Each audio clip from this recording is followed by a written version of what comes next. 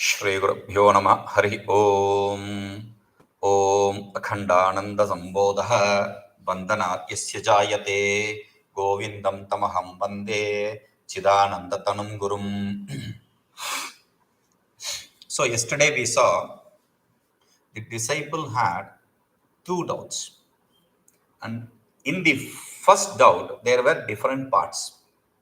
So the first part is that I have to superimpose, I can superimpose, or I have to superimpose, I can superimpose only on things which I can point out to us this, without an object being in front of me, because the definition itself says paratra in front of me.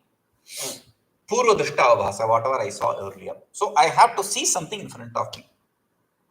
Without that, I cannot superimpose. So that is answered here. So don't think that it should be always here. Yesterday he said purastayeva vishaye vastuni adhyasyanti niyamah na krata sadbhihi bhrantireva tarkāta. See, you don't have to be fixed that it should be only on the object which you see in front of him. That is not the rule for superimposition. The rule for superimposition as accepted by the wise men here in Vedanta is a bhranti, erroneous knowledge. That's all. If there is erroneous knowledge, there will be superimposition anywhere. So, to establish that, he says, he gives an example. So, we gave three examples. We are not bringing examples, new examples. We brought three examples. And that three examples are used. The first example was a whatever. Second example was whatever. Third example is what he is taking as first example. The third example was the blue and sky. That is what he is taking as the first example. The third example, there was no substratum, but there was superimposition. The second example, if you don't remember, I will remind you. The second example was there was substratum conch and there is substratum yellow, and the superimposition yellow. Both exist. So the first example, okay, that also. The first example was the desert and the water. Okay, let us forget. We have already forgotten that, good people. So we will forget this also. Now we will remember the third example, blue sky. So he says, dṛgādyaviṣaye vyomni nīlatādi yathābudhāḥ adhyasyanti tathaivāsminnātmanyapi matibhramāt. He is taking the third example. dṛgādyaviṣaye vyomni nīlatādi yathābudhāḥ adhyasyanti tathaivāsminnātmanyapi matibhramāt adhyasyanti. You have to bring in the adhyasyanti with the dṛgādyaviṣaye. Okay. Now, dṛgādyaviṣaye, aviṣaye, that which is not an object. Object of what? Dṛgādi, the sense organs of seeing, etc. All these, any sense organ. So that which is not an object of sense organs. What is that? Something like that. Is there something like that which is not an object of sense organs? I don't see anything. Vyomni. There is space, ether. We don't objectify it with your sense organs. In that, yathābudhāḥ nīlatādi adhyasyanti. Like these people who are not smart enough. Abudhāḥ, Buddha means intelligent. Abudhāḥ means not intelligent. People who are not intelligent. Those people are simply put idiots.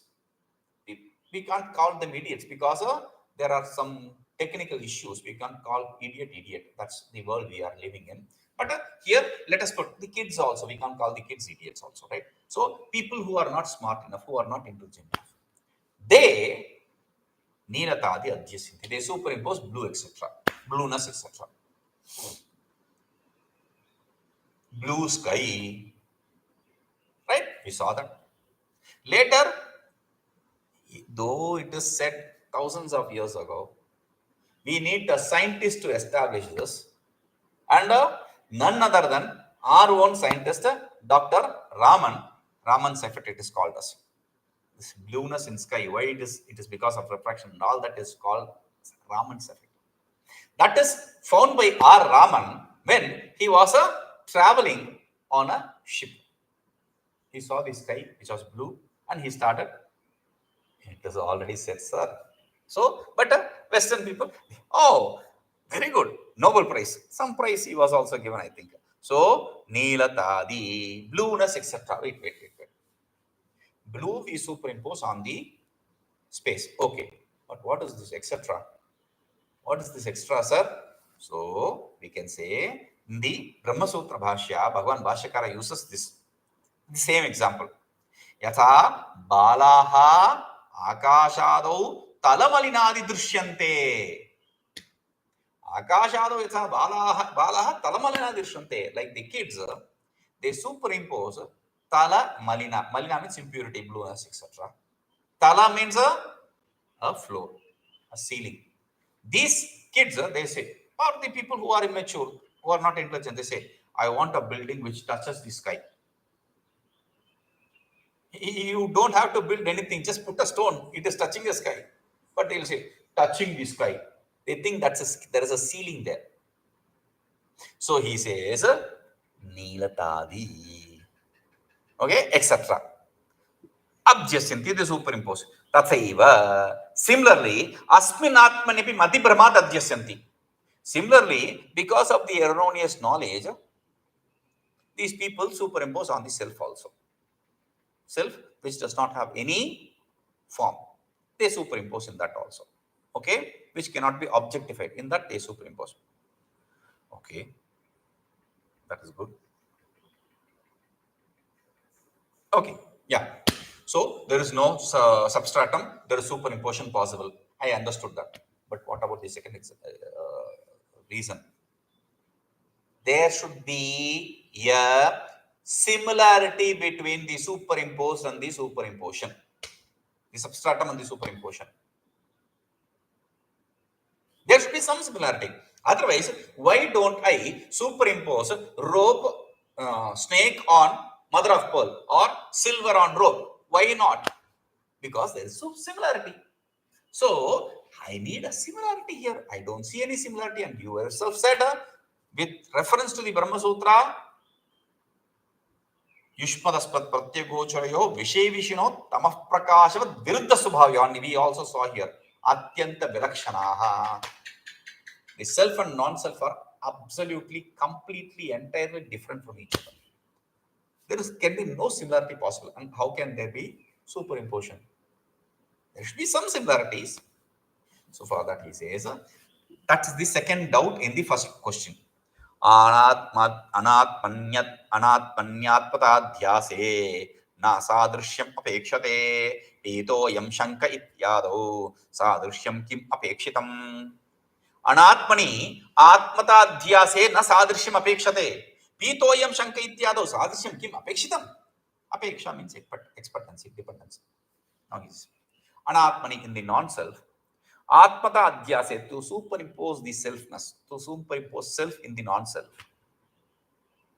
Sādṛśyam na apekṣyate. Sādṛśyam, similarity, na apekṣyate, is not expected. There is no similarity expected, needed for this superimposition of self on the non-self.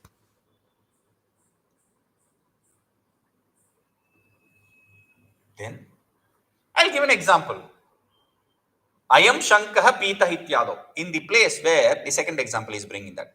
In the place where you saw the conch to be yellow, this conch is yellow. In the conch which you are using daily for puja, which you know is white, there is no possibility of it getting associated with any yellowness, but still you suddenly see it yellow, because we say your time for blowing the śaṅkha, the conches, has come. People to blow conch for you has come.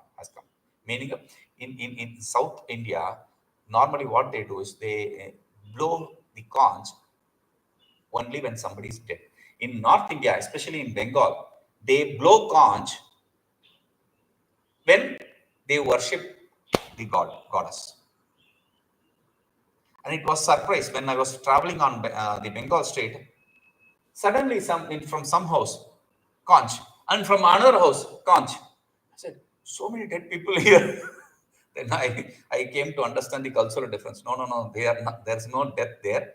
They are doing puja there. It's auspicious actually there. So anyway, so śaṅkha, we know that there is no yellowness possible, but still we superimpose the yellowness. Ityādau, etc. Conch yellow, What is the etc. here? I'll give an example for extra example for etc. What is the example? The jaggery is a what is the taste of jaggery? Spicy. Jaggery is hot and spicy.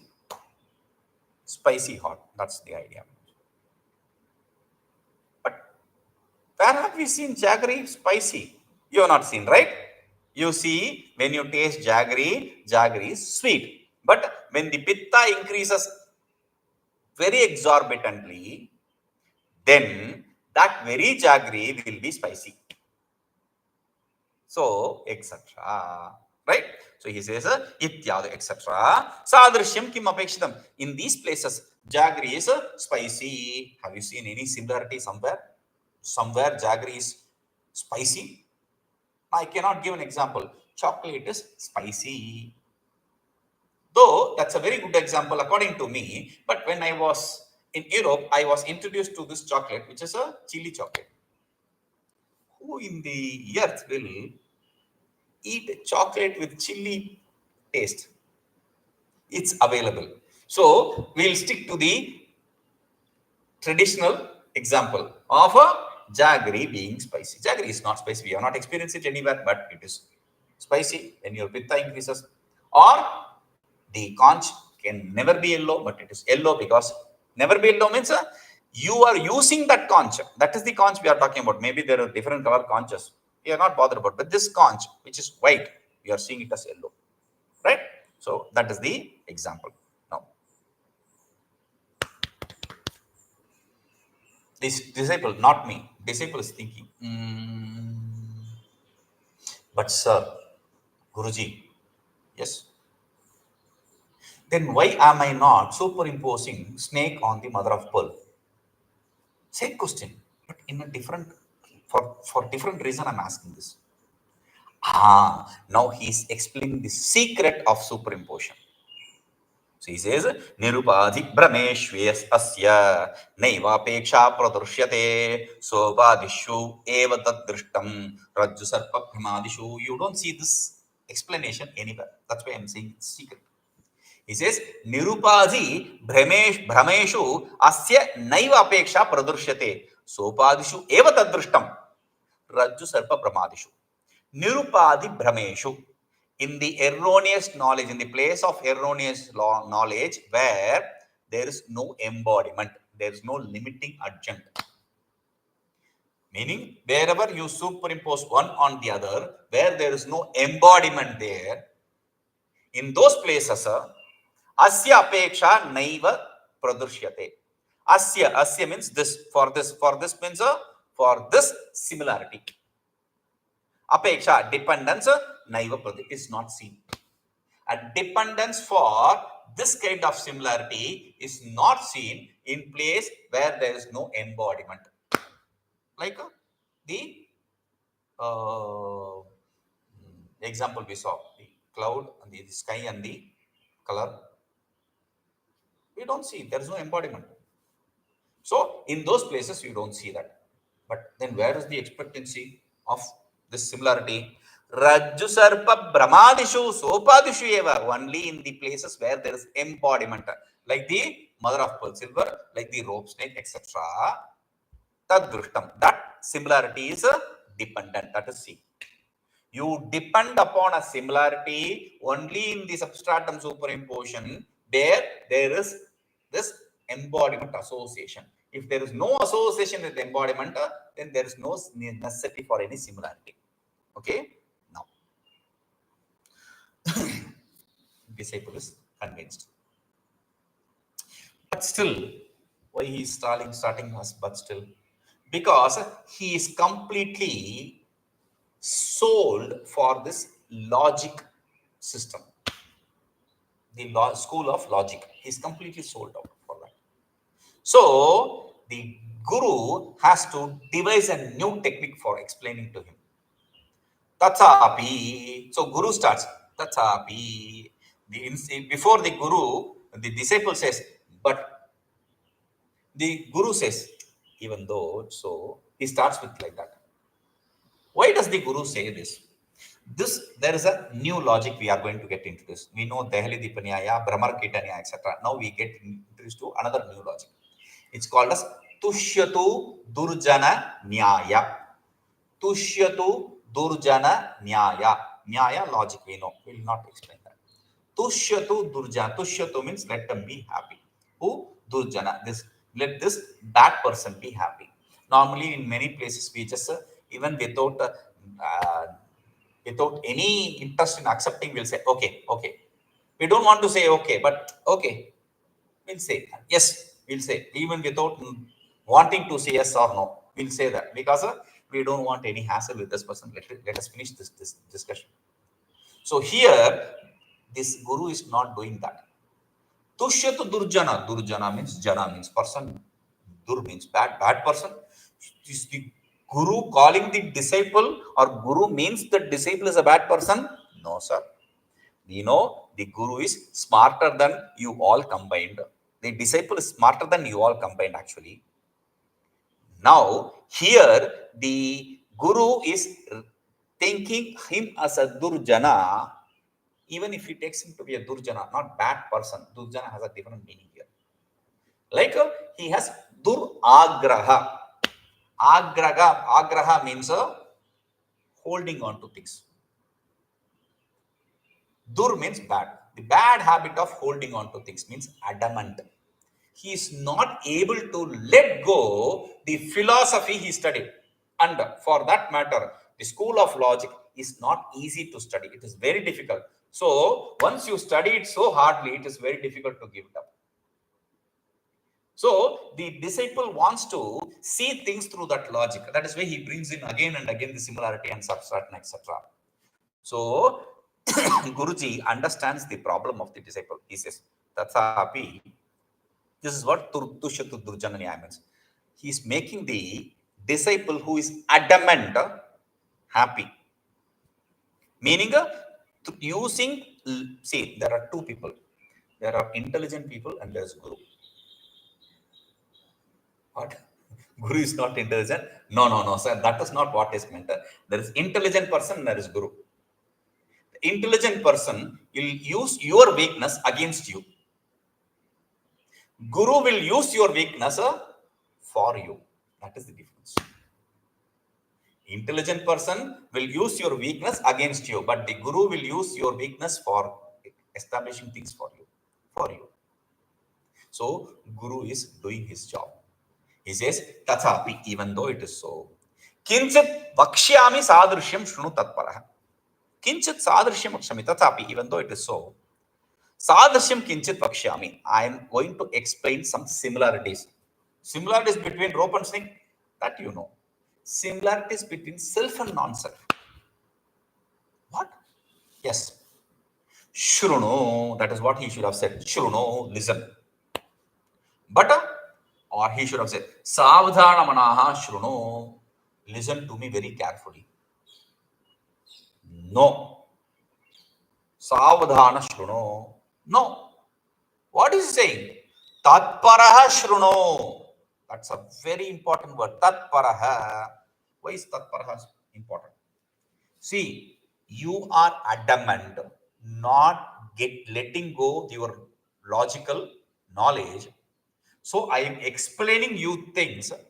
Now, don't see through your knowledge. Don't condition this knowledge to your knowledge. That is the biggest problem people have. They condition the knowledge which they received according to their own understanding. Then that is not knowledge. That is again glorified ignorance. That's all.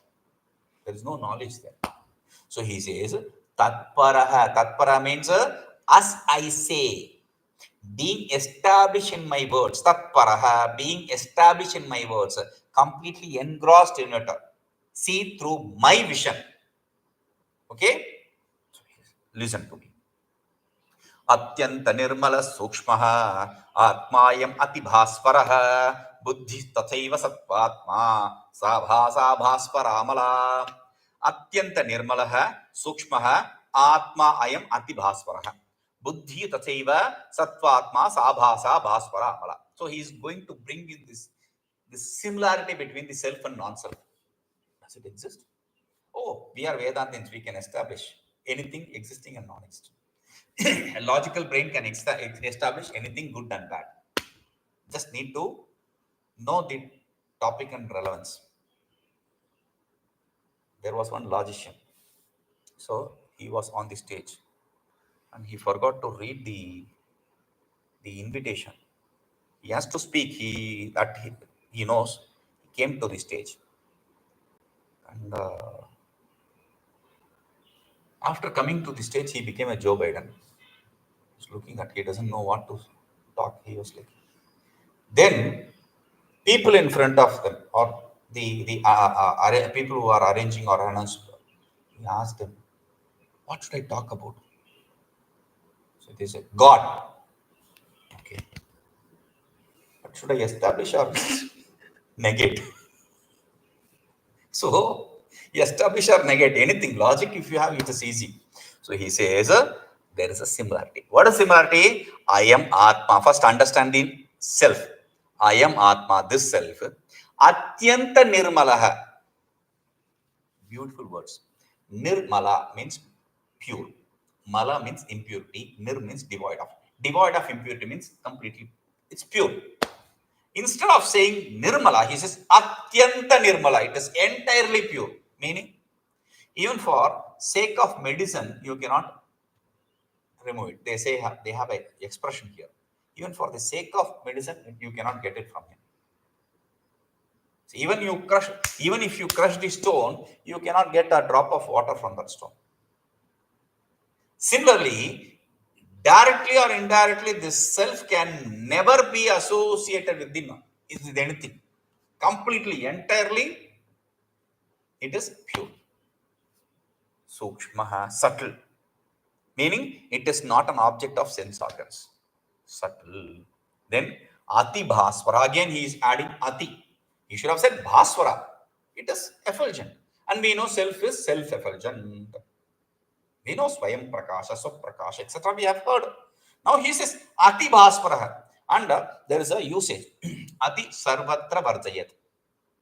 We have to always avoid varjayat, avoid ati, crossing the limit. And yes, ati bhāsvara. It is beyond the limit of effulgence. It is very great effulgence. Why he says that? See, self is effulgent. There may be other things which are effulgent.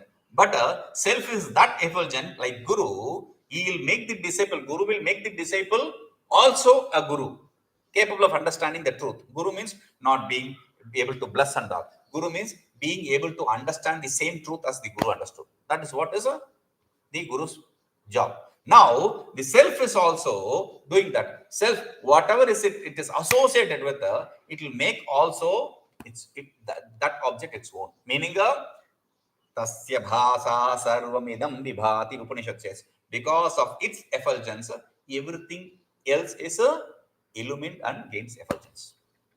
Okay? No, tathaiva. Now we know the self. Self is absolutely, entirely pure, entirely subtle, and absolutely subtle, and very, very, it's self-effulgent. Okay, it's effulgent. It has great effulgence. These are the three qualities with respect to the self. Effulgence, subtle, and pure. Okay? Now, tathaiva. Similarly, sattvātmā. Sattvātmā. Sattvātmā means Atma here does not mean refer again to the self. Atma here means of inherent nature. It is of inherent nature of sattva. Why should we say that? See, there are three things. One is a stone and a brass, and there is a mirror. If you polish the stone, it is going to reflect, polish or unpolished, it is going to reflect some sun.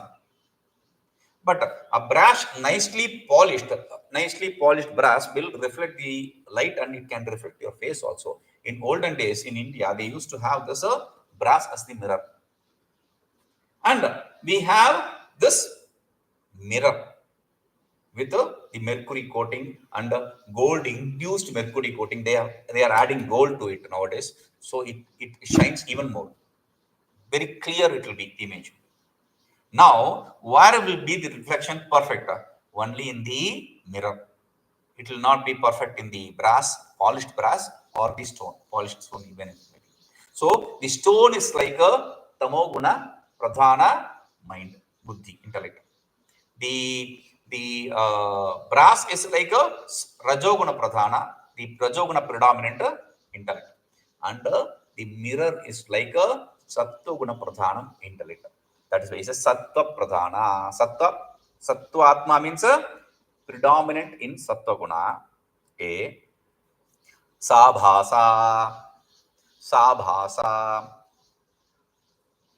endowed with the abhasa. Abhasa is a word which is especially in Tamil language, it is translated as filthy, cheap, etc. Okay, here it is not, or sometimes it is translated as nude also. But here abhasa means reflection. We have to understand there are two schools. There are three schools. We are not worried about the other schools. There are two important schools now for us. One is because that is what there is. Third school we are not interested in. The first school and second school is the second school and third school is second school Bimba Pratibimba Vada. Avachinna Vada we are not interested in now. And the third school is Abhasa Vada. Both accept the reflection of consciousness. But the difference being in the Bimba Pratibimba Vada, the second school, they say the Pratibimba also, the reflection also is true.